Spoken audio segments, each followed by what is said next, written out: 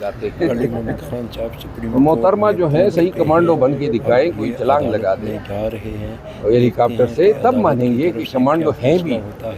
वर्दियाँ तो इस तरह जो हैं वो और भी बहुत सारी वर्दियाँ कोई पहन के आ जाएगा तो कमांडो तो नहीं बन जाता है।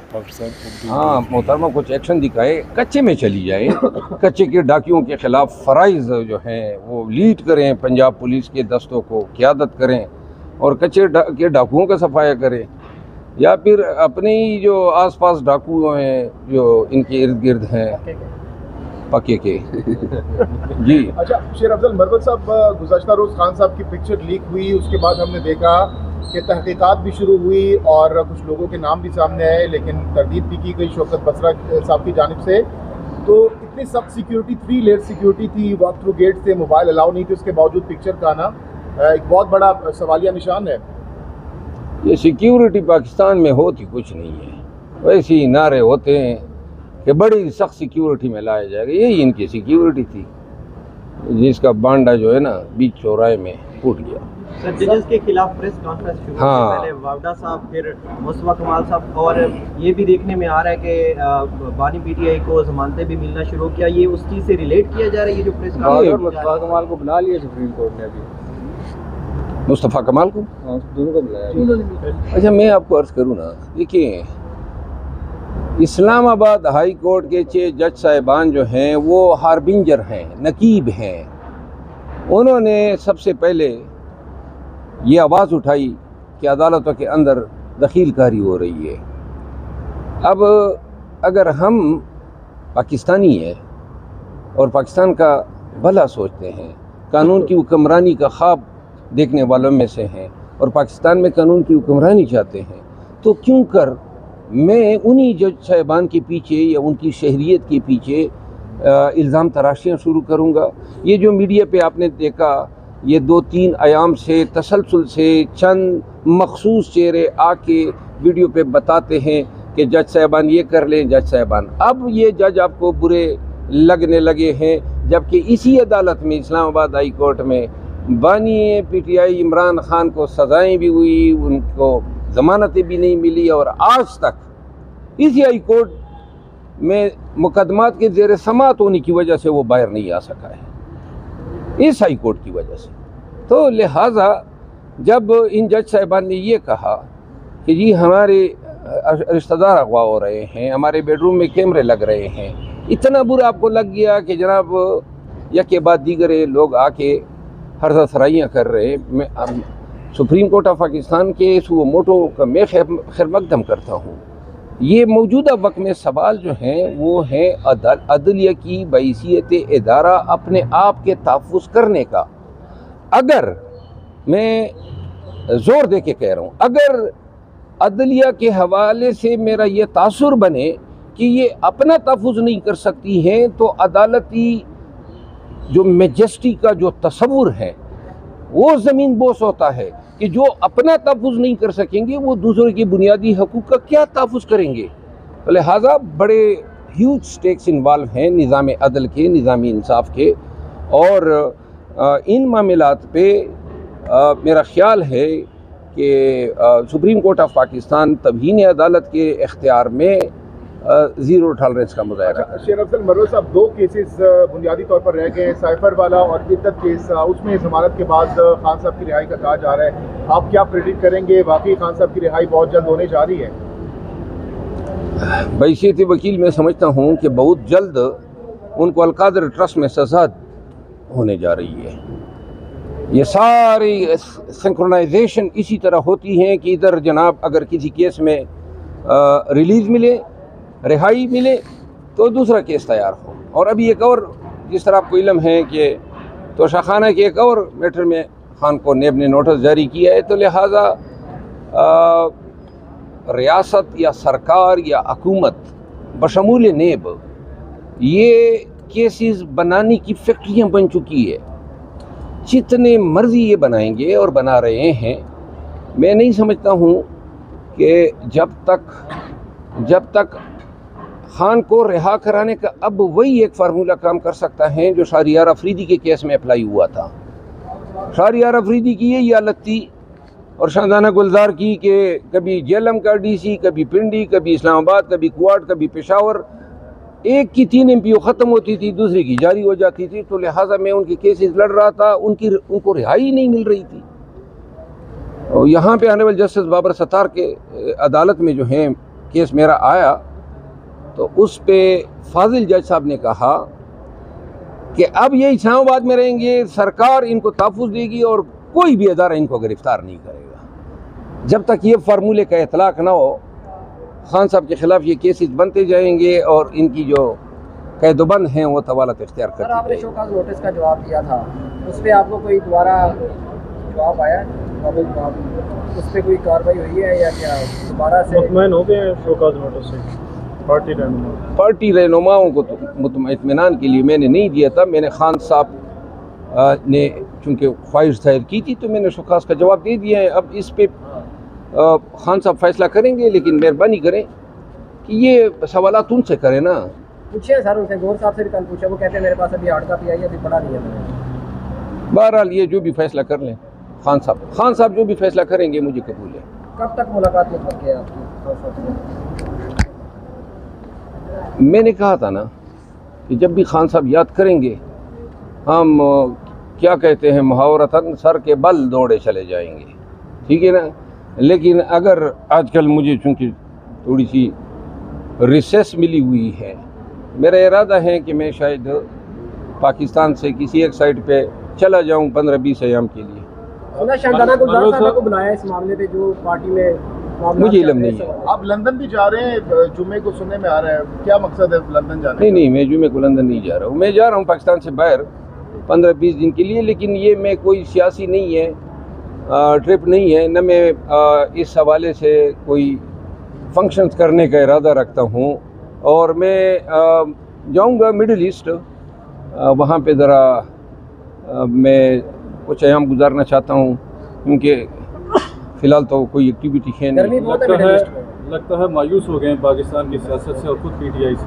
नहीं, मैं मायूस होने वालों में से हूँ ही नहीं। मैंने तो बड़े ही अंधेरी रातों में भी सुबह 9 की उम्मीदें रखी हुई हैं, और उम्मीद जिस शख्स की ख़त्म हो जाए ना वो फिर ज़िंदा ही नहीं रह सकता है। क्या ये छोटी छोटी बातें जो हैं ये हमें डरा सकती है। कमी महसूस की जा रही है PTI कारकुनान की जानिब से आपको? नहीं, जब ज़रूरत होगी, जब भी कोई तहरीक चलेगी या शुरू होगी आज़ादी के लिए, खान की आज़ादी के लिए या मैंडेट की रिकवरी के लिए, और मुझे बुलाया जाएगा तो फिर पूरी कौम देखेगी कि मैं फ्रंट रो पे हूँ। मिडिल ईस्ट में सर गर्मी बहुत है, आप उधर जा रहे हैं, कैसे? यार मैं गर्मी में तो नहीं फिरूंगा। मरवत साहब, चूँकि आपके ऊपर एक एलिगेशन का सिलसिला चल पड़ा था, लगता है कि खान साहब के कानों में भी वो एलिगेशन जो हैं वो पहुँचे हैं और शायद कोई असर कर गए हैं, तो आपको लगता नहीं है कि जो मुखालिफिन है आपके, उन्होंने काम बिगाड़ दिया हो? एलिगेशन जो है ना, मुझे इल्म नहीं था। इल्ज़ाम तराशियाँ पाकिस्तान में सियासत में और जिस शोबे से आप वाबस्ता हैं फिर ये सिलसिला शुरू हो जाता है। मैं इन अमूर पे फिलवक्त कुछ नहीं कहूँगा, क्योंकि मैंने कहा हुआ है कि ये फ़ैसला कर लें, इसके बाद जब इंशाल्लाह बाकी इंटेलेक्चुअल अमूर पे आएँ, कोई गपशप पे बात करें, कोई वर्दियों पे बात कर लें, ये जो लोग पहनते रहते हैं उस पे हम हाजिर हैं।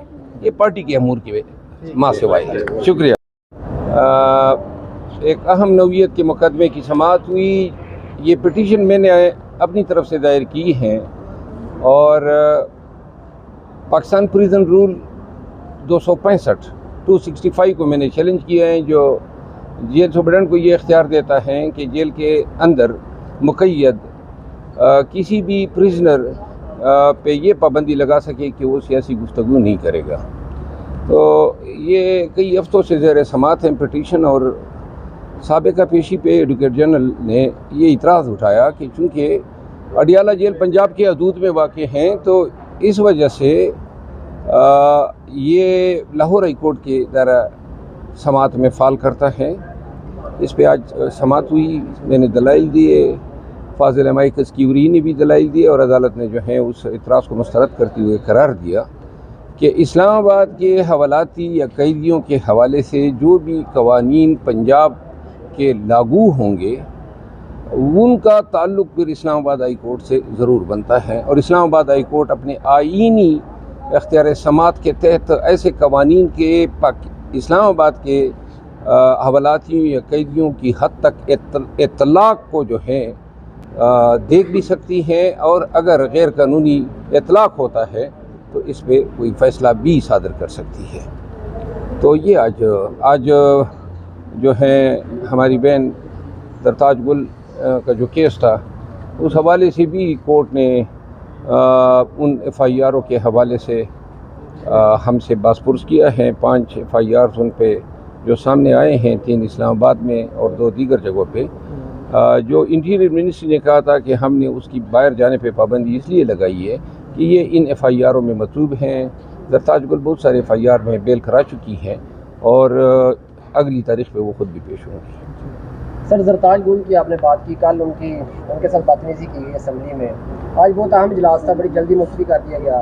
क्या हुआ था सर कल? और सुना आप भी कोई थप्पड़ मारने लगे थे तारिक शिवा साहब को? नहीं, मैं तो था ही नहीं असम्बली में, लेकिन स्पीकर साहब के चैम्बर में मैं मौजूद था। असल मसला ये नहीं है कि किसी मेंबर ने जो है ऐवान में बदतमीज़ी की है, बल्कि असल मसला ये है कि पाकिस्तान के कौमी असम्बली के हाल के अंदर कैमरों के सामने स्पीकर की मौजूदगी में और पाकिस्तान के मुंतखब नुमाइंदों की मौजूदगी में एक शख्स जो है वो गालम गलोच भी करता है और उसको मारने के लिए उसकी सीट पे आता है।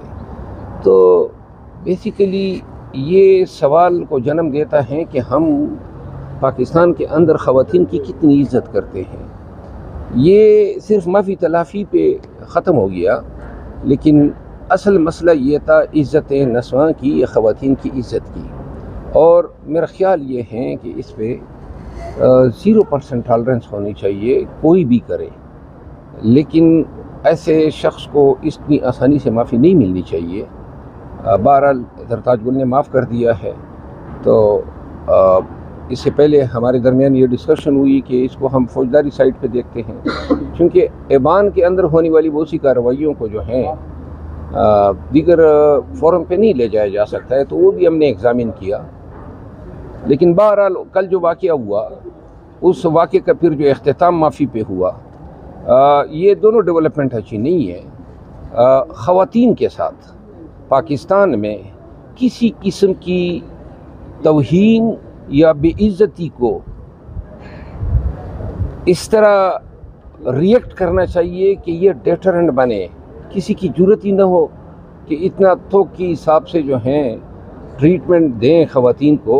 और फिर हमारे मुआशरे में हमने ज़्यादा कोशिशें करनी है कि जिनके ज़रिए हम ये साबित कर सकें कि हम बड़े एक्स्ट्रा काशियस और विजिलेंट हैं अपने ख़वातीन की डिग्निटी के हवाले से, उनकी रिस्पेक्ट के हवाले से। अच्छा, शेर अफजल मरवत साहब, गुज़श्ता रोज़ सुप्रीम कोर्ट ऑफ पाकिस्तान में इमरान खान की पेशी हुई, लेकिन उनको नहीं दिखाया गया लाइव स्ट्रीमिंग के दौरान स्क्रीन्स पर, और उसके बाद हमने देखा कि पिक्चर भी लीक होती है। तो ये तमाम तर मामला हुआ, रात से हमने देखा पूरा दिन ये टॉप ट्रेंड करता रहा, मिलियन एंड बिलियन व्यूज़ लिए उन वीडियोज़ पर लोगों ने, और खान साहब के चर्चे रहे चारसू। क्या कमेंट है इस पर आप? सवाल ये है कि सुप्रीम कोर्ट से बड़ी अदालत ही नहीं है पाकिस्तान में, और हर एक शख्स जो है वो जब अदालत के सामने वीडियो लिंक पे अर्गू करता है या बोलता है या सामने आता है तो वो दिखाया जाता है। कल तक तो दिखाया जाता रहा, लेकिन कल अचानक जो है एक फ़र्द वाहिद के लिए ये कतगन लगा दी गई कि उसकी शक्ल या उसकी आवाज़ या उसकी तकरीर या उसके बोले गए अल्फाज जो हैं वो लाखों करोड़ अवाम न सुने जो बेताब थी उनको सुनने के लिए। यानी कि मज़ाक खेज़ मालूम होता है कि हमारा निज़ाम जो है वो सारा फोकस करके एक शख्स पे उसकी आवाज़